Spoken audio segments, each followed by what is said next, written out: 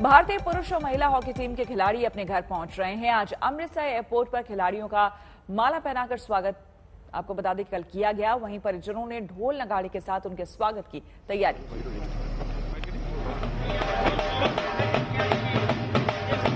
तीन तस्वीरें आपको हम दिखा रहे हैं। तीनों तस्वीर में आप देख सकते हैं कि किस तरह से जबरदस्त स्वागत किया गया जब अमृतसर पहुंची हॉकी टीम। एक तरफ भंगड़ा किया जा रहा है चैंपियंस के स्वागत में।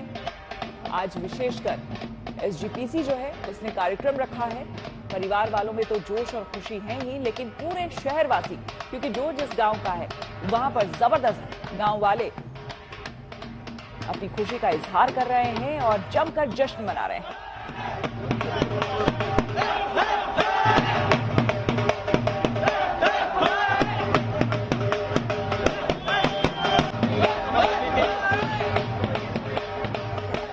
ओलंपिक में जिस तरह से हमारे पुरुष हॉकी टीम ने कमाल किया, 41 साल बाद मेडल का सूखा जिस तरह से खत्म किया, उसके बाद पूरे देश में खुशी की लहर दौड़ पड़ी थी। हालांकि महिला हॉकी टीम ने भी जबरदस्त प्रदर्शन किया। मेडल से जरूर वो चूकी, लेकिन उसके बावजूद उनका भी भारत में सम्मान किया जा रहा है।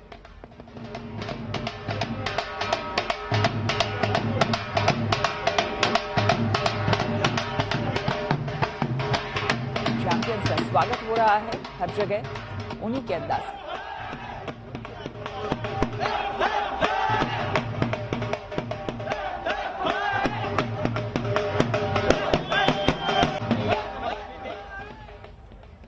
राहुल गांधी अनुच्छेद 370 खत्म होने के बाद पहली बार जम्मू कश्मीर पहुंचे हैं। राहुल गांधी ने यहां कश्मीरी पंडितों के आराध्य मंदिर में जाकर पूजा पाठ की तो दरगाह पर चादर चढ़ाकर सांप्रदायिक सौहार्द वाली राजनीति भी खेली। मगर इन सब के बीच राहुल ने जो कश्मीरी राग गाया वो अब सियासत की धुरी पर नाच रहा है।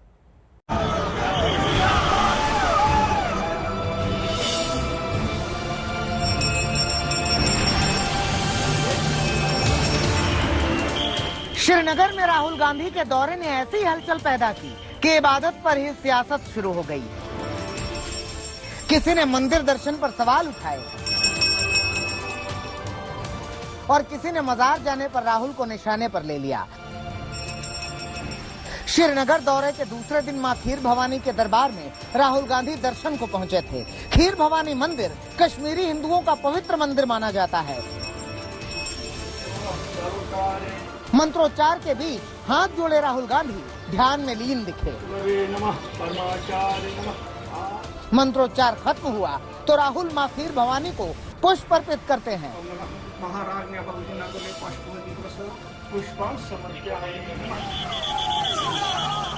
माता खीर भवानी की पूजा के बाद राहुल गांधी हजरत बल दरगाह भी गए। पहले माता खीर भवानी की पूजा और फिर हजरत बल दरगाह का दौरा। इन तस्वीरों का प्रतीकात्मक महत्व है। शायद इसी के जरिए असली कश्मीरियत का संदेश देना चाहते थे राहुल। मेरा परिवार इलाहाबाद में रहता था और इलाहाबाद से पहले मेरा परिवार यहाँ रहता था। मेरे परिवार के लोगों ने भी झेलम का पानी पिया होगा। आपके जो कस्टम्स हैं, आपकी जो सोच है, जिसको हम कश्मीरियत कहते हैं, वो थोड़ी सी मेरे अंदर भी है। लेकिन आज जैसे ही राहुल गांधी ने खीर भवानी मंदिर में पूजा अर्चना की, सियासी पारा जोर पकड़ने लगा। बीजेपी ने राहुल के दौरे पर सवाल उठा दिए। जब कश्मीरी पंडितों को लहूलुहान किया जा रहा था कश्मीर घाटी में 1990 के दशक में, तब राहुल गांधी और उनके खानदान के लोग मूक दर्शक बन के दिल्ली में तमाशा देख रहे थे। और राहुल गांधी के पार्टी के बड़े नेता तो पाकिस्तान में जाकर भारत विरोधी षड्यंत्र करने वाले आतंकी संगठनों और अलगाववादियों के साथ वहां बैठ के देश के खिलाफ साजिश करते हैं। क्या मुंह लेकर राहुल गांधी जम्मू कश्मीर के अंदर आए हैं? अनुच्छेद 370 हटने के बाद पहली बार राहुल गांधी श्रीनगर के दौरे पर पहुंचे। 5 अगस्त 2019 को कश्मीर का दर्जा बदलने के बाद 24 अगस्त 2019 को उन्होंने विपक्षी नेताओं के साथ श्रीनगर का दौरा करने की कोशिश की थी, लेकिन उन्हें हवाई अड्डे से बैरंग लौटा दिया गया। The government has invited me. Yeah. The governor has said that I'm invited. मुझे इनवाइट किया है तो मैं आया हूँ। आप कह रहे हैं कि नहीं आ सकते हैं। So that is a bit. And government is saying that everything is okay here, everything is normal. So if everything is normal, then why are we not allowed out? It's a bit surprising. अब करीब 2 साल बाद राहुल श्रीनगर के दौरे पर पहुंचे हैं और संकेत के जरिए कांग्रेस के भविष्य के सियासत के संकेत दे रहे हैं। हालांकि कांग्रेस की ऐसी कश्मीरियत हमेशा बीजेपी के निशाने पर रही है। 2 साल पहले संसद में अमित शाह ने इसका जिक्र किया था। मैं पूछना चाहता हूं कि सूफी परंपरा जो थी वो कश्मीरियत का हिस्सा नहीं थी साहब? पूरे देश के अंदर सूफी परंपरा का सबसे बड़ा गढ़ हमारा जम्मू और कश्मीर रहता था। कहां चले गए सूफी? किसने निकाल दिया उनको? किसी ने एक शब्द उनके लिए क्यों नहीं बोला? क्या वो कश्मीरियत का हिस्सा नहीं थे? कश्मीरी पंडित जो आज देश भर के अंदर अपने ही देश के अंदर दर दर की ठोकर खा रहे, उनको घरों से निकाल दिया गया। इतने ढेर सारे इनके धार्मिक स्थानों को तोड़ लिया गया, भगा दिया गया। कश्मीर की सियासत में अरसे बाद हलचल की शुरुआत 24 जून को हुई थी, जब प्रधानमंत्री नरेंद्र मोदी ने कश्मीर के सभी दलों के नेताओं को बातचीत के लिए बुलाया। फारूक अब्दुल्ला से लेकर महबूबा मुफ्ती तक विपक्ष के तमाम नेता पार्टी लाइन से ऊपर उठकर पीएम मोदी के साथ बैठक में पहुंचे। अब इसी सियासी हलचल के बीच राहुल जम्मू कश्मीर पार्टी की जमीन तलाशने के लिए पहुंचे हैं, जिस पर सियासत जोर पकड़ चुकी है। अशरफ वानी, श्रीनगर, आज तक। और अब बात ग्लोबल वार्मिंग पर आई यूएन की रिपोर्ट की। संयुक्त राष्ट्र के पैनल आईपीसीसी की रिपोर्ट ने चेतावनी दी है कि आने वाले दशकों में दुनिया के हर हिस्से में तापमान बढ़ोतरी से मौसम की तबाही आ सकती है।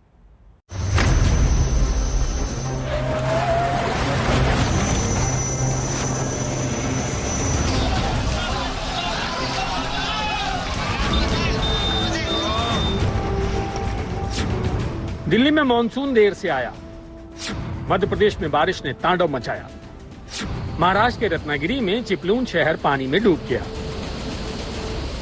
इस बार मानसून के सीजन में भारत में बारिश और बाढ़ की घटनाओं की ये कुछ सुर्खियां भर नहीं है, ये अलार्म बेल है। जलवायु परिवर्तन के खतरे की ये वो दस्तक है जिसे इंसान को अब तक सुन लेना चाहिए था। सरकारों को एक्शन में आ जाना चाहिए था। मौसम के मार की जो घटनाएं हम अपने आसपास होते हुए देख रहे हैं वो अनायास नहीं घट रही हैं। महज एक बार का प्रलय आ जाने के बाद सब शांत हो जाने की तसल्ली नहीं है, ये अलार्म बेल है। यूएन के क्लाइमेट पैनल आईपीसीसी यानी inter governmental panel on climate change की 6ठी असेसमेंट रिपोर्ट के पहले पार्ट में भारत के मानसून के लिए जलवायु परिवर्तन वाली सख्त चेतावनी साफ लिखी है। रिपोर्ट में लिखा है कि मानसून की चरम घटनाएं भारत और दक्षिण एशिया में बढ़ने की आशंका है। आईपीसीसी की रिपोर्ट से जो संकेत मिलते हैं उसके मुताबिक कुछ घंटों या कुछ दिनों में ही बारिश के कहर की घटनाएं बार बार देखने को मिल सकती हैं। जलवायु परिवर्तन के असर से बारिश के दिनों की तादाद तो घट सकती है, लेकिन ऐसी बारिश की संभावनाएं प्रबल होती जा रही हैं जो अपने साथ तबाही लेकर आए। आईपीसीसी रिपोर्ट में कहा गया है कि 21वीं सदी के अंत तक मानसून सीजन के लंबा होने के संकेत हैं। मानसून के व्यवहार में बदलाव बाढ़ और सूखा दोनों की चरम घटनाओं के लिए जिम्मेदार हो सकता है। आईपीसीसी की रिपोर्ट में मानसून पर पड़ रहे जलवायु परिवर्तन के असर की जो तस्वीर खींची गई है, अगर ऐसा हुआ तो मानवता पर गंभीर संकट आ सकता है। भारत समेत दक्षिण एशिया के क्षेत्र अधिक जनसंख्या घनत्व वाले हैं और दक्षिण एशिया के इस क्षेत्र की अर्थव्यवस्था बड़े पैमाने पर दक्षिण पश्चिम मानसून पर निर्भर है। मानसूनी बारिश के इस क्षेत्र में बीते वर्षों में तेजी से शहरीकरण भी हुआ है। आईपीसीसी की रिपोर्ट संकेत देती है कि तबाही वाली बारिश का अंधाधुंध शहरीकरण से ताल्लुक होने के नए सबूत सामने आए हैं। रिपोर्ट के मुताबिक शहरीकरण से दोपहर बाद चरम बारिश जैसी घटनाओं की संभावना बढ़ती है। आईपीसीसी ने विविध भौगोलिक परिस्थितियों वाले देश भारत के सामने आंख खोलने वाली रिपोर्ट रखी है। मौसम की मार को सीजनल मानकर सब चलता है कि मानसिकता आने वाले दशकों में गंभीर पर्यावरणीय संकट की सबब बन सकती है। आज तक ब्यूरो, टोक्यो ओलंपिक में गोल्ड जीतने वाले नीरज चोपड़ा के भाले की चुभन पाकिस्तान को बहुत हो रही है। लोग नीरज की भरपूर तारीफ कर रहे हैं, लेकिन इमरान सरकार से पूछ रहे हैं कि वो खुद खिलाड़ी रह चुके हैं, लेकिन टोक्यो में टीम खाली हाथ कैसे रह गई। First ever gold medalist in track and field for India. The new poster boy of Indian sport, Neeraj Chopra. कि अगर हम ओवरऑल बात करें तो पाकिस्तान 29 साल हो चुके हैं, 29 इयर्स के कोई मेडल विन नहीं कर सका। और सिर्फ दुआ पे दुआ, पूरा नेशन दुआ मांगने लग जाती है। प्राइम मिनिस्टर साहब ने क्या जवाब दिया कि मैं तो 3 PhD हूँ स्पोर्ट्स में, लेकिन मुझे टाइम नहीं मिला, इसलिए मैं तवज्जो नहीं दे सका। पंजाब भी उन्होंने चलाना है, फेडरेशन भी उन्होंने चलानी है, स्पोर्ट्स भी उन्होंने चलानी है, इलेक्ट्रॉनिक वोटिंग मशीन भी उन्होंने ही चलानी।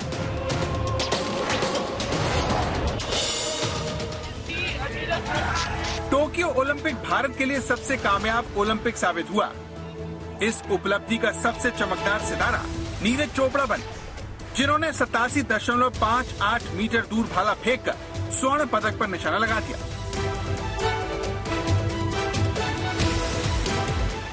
इसी प्रतिस्पर्धा में पाकिस्तानी खिलाड़ी अरशद नदीम ने भी हिस्सा लिया, जो जेवलिन थ्रो के फाइनल में पहुंचने में कामयाब रहे। पाकिस्तान के लोगों को उम्मीद थी कि इस मुकाबले में वो भारत को हरा देंगे, लेकिन जब ऐसा नहीं हुआ तो सारा पाकिस्तान मायूसी के समंदर में डूब गया और अपनी ही सरकार को कोसने लगा। पाकिस्तान के प्रधानमंत्री की कुर्सी पर उनका सबसे बड़ा खिलाड़ी बैठने के बावजूद वो ओलंपिक में खाता तक नहीं खोल सका। इसके बाद पाकिस्तान के लोग इमरान से पूछ रहे हैं कि खेलों में उनकी PhD का क्या हुआ। मुझे जो टाइम देना चाहिए था स्पोर्ट्स को वो मैं नहीं दे सका, क्योंकि स्पोर्ट्स तो मैं जानता हूं बाकी चीजों से तो ज्यादा मेरी अगर ट्रिपल PhD है वो स्पोर्ट्स के अंदर है। तरीका ये है कि हमने स्पोर्ट्स को एक इदारा बनाना है, उसमें प्रोफेशनल्स लेके आने हैं, और वो अब मैं शुरू कर रहा हूं। इसके बाद इस आखिरी 2 सालों में मैं पूरा जोर लगाने लगा हूं स्पोर्ट्स के ऊपर। पाकिस्तान में अब सारी बहस नीरज चोपड़ा को मिली सहूलियत बना अरशद नदीम की बेकदरी पर आकर टिक गई है। अरशद नदीम को आपने कितना दिया, क्या दिया? ईरान में उसको एक टूर्नामेंट खेलने को मिला जिसका टिकट ऑफ कोर्स PSB ने दिया, टिकट दिया। तुर्की में उसकी कोचिंग हुई, जहाँ पे जब तुर्की जाते हैं उसके लिए वो एक वहां पे कजाकिस्तान के कोच होते हैं, वो मिलता है उनको। ओलंपिक से पहले साल में एक टूर्नामेंट खेलता है अरशद नदीम, एक टूर्नामेंट। नीरज चोपड़ा 5 टूर्नामेंट साल में खेल रहा है। नीरज चोपड़ा सारा साल यूरोप में ट्रेनिंग कर रहा होता है, स्वीडन में ट्रेनिंग कर रहा होता है। हमारा प्लेयर या तो 15 दिन के लिए तुर्की जाता है या पंजाब स्पोर्ट्स कॉम्प्लेक्स में ट्रेनिंग। और फैजान ये भी बताइए कितना फर्क है तुर्की में जाकर ट्रेन करने में और यूरोपियन कंट्रीज में? यार देखिए, सिर्फ ट्रेन करना एक नहीं होता, और उस प्लेयर के और 15 दिन की कोचिंग से कुछ नहीं होता यार। वो साला साल वहां कर रहा है, वो 15 दिन की कोचिंग, बड़ा जमीन आसमान का फर्क होता है दानिश। आप साला साल अगर एक ट्रेनिंग कर रहे होते हैं, उसके अरशद नीरज चोपड़ा के साथ दुनिया का सबसे बेहतरीन javelin thrower as a coach लगा हुआ है, वो उसके साथ काम कर रहा है, उसके साथ बायोमैकेनिक्स का एक्सपर्ट है। टोक्यो ओलंपिक में पाकिस्तान का 22 सदस्यीय दल गया था, जिसमें 10 एथलीट और 12 अधिकारी थे। पाकिस्तान लगभग 3 दशकों से पदक जीतने का इंतजार कर रहा है। पाकिस्तान ने आखिरी बार 1992 में बार्सिलोना ओलंपिक में हॉकी में ब्रॉन्ज मेडल जीता था। पाकिस्तान के लिए आखिरी व्यक्तिगत मेडल मुक्केबाज हुसैन शाह लेकर आए थे। 1988 के बाद से सूखा खत्म नहीं हुआ। इंडिया ने काउंटडाउन शुरू कर दिया पेरिस 2024 का, और हम लगे हुए POA वर्सेस PSB। भाई हमें अपनी चीजें दुरुस्त करनी होगी। इमरान खान जब सत्ता में आए थे तब उन्हें राजनीति से लेकर खेलों तक में कायाकल्प करने का वादा किया था, लेकिन 3 साल सत्ता में रहने के बावजूद पाकिस्तान को टोक्यो से बेरंग वापस लौटना पड़ा। लोग नाराज हैं, लेकिन इमरान अपने घबराना नहीं वाले अंदाज से बाहर निकलने को राजी नहीं है। जब दुनिया भर के एथलीट टोक्यो में मेडल जीतने का जश्न मना रहे थे, तब इमरान खान अवाम का हौसला बढ़ाने के लिए नीदरलैंड की एथलीट सिफान हसन का टिकटॉक वीडियो शेयर कर रहे थे, जो गिरकर भी क्वालिफाइंग रेस में पहला स्थान हासिल कर लेती हैं। इमरान ने अपने ट्वीट के कैप्शन में लिखा कि मैं चाहता हूं कि पाकिस्तान के युवा इस दौड़ को देखें और सबसे महत्वपूर्ण सबक सीखें जो खेल ने मुझे सिखाया। आप केवल तभी हारते हैं जब आप हार मान लेते हैं। लेकिन ओलंपिक में मुल्क के प्रदर्शन से नाराज पाकिस्तानियों को इमरान की सीख पसंद नहीं आई और वो ओलंपिक में एक भी पदक न जीतने की भड़ास सोशल मीडिया पर निकालने लगे। लोग कहने लगे कि पाकिस्तान के युवाओं को सीखने की जरूरत नहीं है, बल्कि अब समय आ गया है कि पाकिस्तान खेल संघों को ठीक किया जाए।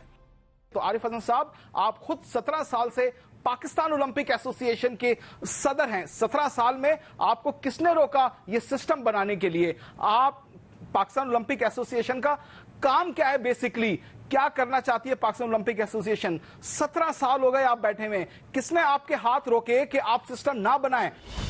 पाकिस्तान के लोग नीरज चोपड़ा के साथ अपने खिलाड़ी अरशद नदीम की भी खुलकर तारीफ कर रहे हैं, जो मामूली सरकारी मदद के बावजूद जैवलिन थ्रो प्रतिस्पर्धा के फाइनल में पहुंच गए। लेकिन पाकिस्तान का प्रशासन अपनी गलती मानने के बावजूद अरशद नदीम की कामयाबी पर दावा ठोक रहा है। पाकिस्तान एथलेटिक्स एसोसिएशन के प्रमुख मेजर जनरल रिटायर्ड अकरम शाही ने दावा किया कि उन्होंने अरशद नदीम की ट्रेनिंग पर 2 करोड़ रुपए खर्च किए, लेकिन वो भूल गए कि खुद एथलेटिक्स एसोसिएशन का सालाना बजट सिर्फ 30 लाख रुपए है। इससे भी चौंकाने वाली बात यह कि हाल ही में पाकिस्तान ओलंपिक एसोसिएशन सरकार के सामने 20 करोड़ रुपए सरेंडर किए हैं, जो वो खिलाड़ियों की ट्रेनिंग पर खर्च कर सकता था। ये इमरान खान को चौमुखी लड़ाई लड़ने से फुर्सत मिले तो वो स्पोर्ट्स की तरफ तवज्जो दें। मतलब है भी जो उनके एजेंडे की जो पहले 10 उनकी तरजीहात है, मुझे नजर नहीं आता कि स्पोर्ट्स में फर्स्ट 10 में होगा, फर्स्ट 20 में भी नहीं होगा। हमारे यहाँ जिस तरह की सियासत का मिजाज है, बात ये होती है कि आप हम लोग अफराद पे भरोसा करते हैं, हम इदारे नहीं बनाते, और जब तक इदारे मजबूत नहीं होंगे, हमारी इंटर स्कूल क्यों नहीं होता? कराची जैसे शहर में एक जमाने में बड़ा वाइब्रेंट होता था, इंटर स्कूल होते थे, मतलब है टेबल टेनिस के चैंपियन हमें पता होते थे कौन है हमारे शहर का, बैडमिंटन का चैंपियन कौन है। आज वो तमाम आपने प्ले ग्राउंड पे कब्जा हो गए, वो स्पोर्ट्स क्लब जो है तबाहाल हो गए, स्कूल जहाँ पे आप बनाते हैं वहां पर कोई प्ले ग्राउंड नहीं होता। खेलों के प्रति भारत में भी बहुत ज्यादा उत्साह देखने को नहीं मिलता है। यहाँ भी खेलों को लेकर सरकारी उदासीनता किसी से छिपी नहीं है। लेकिन फिर भी पाकिस्तान के मुकाबले खिलाड़ियों को सुविधाएं देने के मामले में भारत बेहतर है। इसकी वजह इकोनॉमी और बड़ा बाजार है, जो पाकिस्तान के पास नहीं है। इसीलिए वो सिर्फ दुआओं से काम चलाना चाहता है। याद रखना, मुसलमानों की कुल आबादी है तकरीबन 2 अरब। अगर सिर्फ 25% बालिग, सिर्फ 25% अगर नमाजें पढ़ते हैं तो वो हुई 50 करोड़ नमाजें। एक दिन में 5 नमाजें 2.5 करोड़ नमाजें दिन में, और 12.5 अरब दुआएं बनती हैं। इतने सालों से आपकी सुननी जा रही, तो खुदा के लिए ये सोचें तो सही, आप कर क्या रहे हो क्या रहा है, आपकी परफॉर्मेंस क्या है, कारकर्दगी क्या है। दुआओं की जो कबूलियत है वो मशरूत होती है, उसके साथ कुछ शराइत हैं, वो है मेहनत, दयानत, कमिटमेंट। अब बस करो खुदा के लिए, एक मैच्योर कौम की तरह। 73 साल उम्र हो गई है मुल्क की, कर्जे हैं, भूख है, नंग है, महंगाई है, हर तरफ मातम है, बेरोजगारी है, रोना है, और हम कहां फंसे हुए हैं। फिर ये अगर एक तमगा आ जाता तो फिर क्या, उसे बेच के आप वो कर्जे उतार लेते हैं। ओलंपिक में पाकिस्तान ने आज तक सिर्फ 10 मेडल जीते हैं, जिसमें से 8 उसे हॉकी में मिले हैं। पाकिस्तान आतंक के खेल में ऐसा डूब गया है कि मानो अब वो बेगुनाहों का खून बहाने के अलावा सब कुछ करना भूल गया है। इसीलिए ऊपर वाला भी उसकी कोई भी दुआ कबूल नहीं करता। और दुआ मांगनी है तो दुआ मांगें कि आप दुनिया की 5, 7, 10 बल्कि टॉप 3 नेशंस में से एक हों। दुआ मांगनी है तो मांगें कि आपके कर्जे उतर जाएं, जो आपके बच्चे जो भी पैदा भी नहीं हुए गिरवी पड़े हैं वो गिरवी छुड़ा लें आप। दुआ मांगें 22-24 करोड़ का ये मुल्क हर साल एक आध ईजाद दुनिया को भी दे सकता। आज तक ब्यूरो। आपको बता दें कि खुद पाकिस्तानी एथलीट अरशद नदीम के जुबान पर नीरज चोपड़ा के लिए तारीफों के कसीदे थे। पाकिस्तान का घटिया प्रदर्शन वहां पूरी टीम को शर्म के समंदर में डुबो रहा था। कोच का एक वीडियो यहां तक आया है सामने, जिसमें बेशर्म दलील वो दे रहे हैं कि शुक्र करो कोई डूब नहीं गया। जितना टैलेंट पाकिस्तान में है, मैंने हमेशा ये कहा दुनिया में कहीं मैंने इस तरह का टैलेंट नहीं देखा। और हमारा जो टैलेंट था वो एक सिस्टम ना होने के बावजूद निकलता था। इंशाल्लाह आप देखेंगे कि इसमें पाकिस्तान का जो टैलेंट है, रॉ टैलेंट है इस मुल्क में। पाकिस्तान में जब भी बात खेलों की आती है तो इमरान ये बात बोलकर अभी तक खूब तालियां बटोर रहे थे, लेकिन नीरज चोपड़ा के रूप में भारतीय कामयाबी ने पाकिस्तानियों की दुखती रग पर हाथ रख दिया है। मैं सबसे पहले तो ये दिखाना चाहूंगा गोल्ड मेडल ये मेरा नहीं पूरे इंडिया का है। और मैं उस दिन से ही अपनी जेब में लेके घूम रहा हूँ मेडल को। पाकिस्तान में सीधा सवाल पूछा जा रहा है कि क्यों इमरान खान की सरकार अपने खिलाड़ियों को नीरज जैसी ट्रेनिंग नहीं दी। पाकिस्तान में क्रिकेट से लेकर हॉकी तक का हाल बेहाल है। दुनिया में पाकिस्तान की हॉकी टीम 18वें पायदान पर खड़ी है। यही नहीं, पाकिस्तान की हॉकी टीम लगातार दूसरी बार ओलंपिक के लिए क्वालिफाई नहीं कर पाए।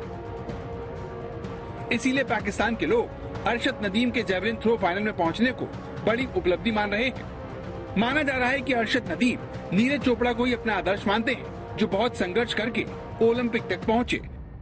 सभी मिडिल क्लास फैमिली से हैं और सभी को ये प्रॉब्लम आती है, लेकिन मैं बोलता हूँ कि उनकी फैमिली का सबसे बड़ा हाथ होता है कि वो पैसे से चाहे उनको सपोर्ट नहीं कर सकते, लेकिन वो जब ये बोलते हैं ना कि तुम बस खेलो, कोई बात नहीं, रिजल्ट देखा जाएगा, तो वो बहुत जरूरी होता है। और मुझे लगता है कि वो जो एक स्ट्रगल होता है और वो जो कमी होती है पैसों की भी या स्टेडियम की, वो कहीं ना कहीं एक एथलीट में आग पैदा करती है कि हाँ हमारे पास इस चीज की कमी है और हमें मेहनत करके इसको पूरा करना है। नीरज के इसी जज्बे ने पाकिस्तान के लोगों का दिल जीत लिया है। पाकिस्तान के पत्रकार शिराज हसन ने नीरज चोपड़ा को लेकर लिखा, नीरज चोपड़ा अद्भुत एथलीट हैं, गोल्ड के लिए बधाई, वो वास्तव में इसके हकदार हैं, बहुत शानदार। अब हम जान गए हैं कि अरशद नदीम आपको अपना हीरो क्यों कहते हैं। नीरज चोपड़ा और अरशद नदीम के बीच गर्मजोशी कई वर्षों से चल रही है। जैसे ही नीरज चोपड़ा और पाकिस्तान के अरशद नदीम टोक्यो ओलंपिक में जैवलिन थ्रो के फाइनल में पहुंचे, दोनों खिलाड़ी चर्चा का विषय बन गए। साल 2018 के एशियाई खेलों के फाइनल में नीरज और अरशद की तस्वीर खूब वायरल हुई थी। इस तस्वीर में दोनों खिलाड़ियों के बीच गर्मजोशी दिख रही है। उस समय भी इस तस्वीर ने खूब सुर्खियां बटोरी थी। साल 2018 के एशियाई खेलों में नीरज चोपड़ा ने गोल्ड जीता था, जबकि अरशद नदीम ने कांस्य पदक अपने नाम किया था। इसीलिए पाकिस्तान में पहले से नीरज के प्रशंसक मौजूद हैं, जिन्होंने गोल्ड जीतने पर उन पर प्यार बरसाने में कोई कंजूसी नहीं की। पाकिस्तानी पत्रकार राउफ कलासला ने ट्वीट कर लिखा, टीवी कमेंटेटर कह रहे हैं कि अरशद नदीम के लिए उनके प्रतिद्वंदी भारत के नीरज चोपड़ा हीरो हैं। अरशद ने क्या खेल भावना और अपनी मजबूती दिखाई है। मैं उम्मीद करता हूं कि भारत और पाकिस्तान का नेतृत्व भी इस भावना को दिखाएगा। भारत के लिए टोक्यो ओलंपिक एक शुरुआत भर है। आगे तभी कामयाबी मिलेगी जब भारत के खिलाड़ियों को सर्वश्रेष्ठ ट्रेनिंग और सुविधाएं मिलेंगी, वरना पाकिस्तान का उदाहरण सबके सामने है। आज तक ब्यूरो।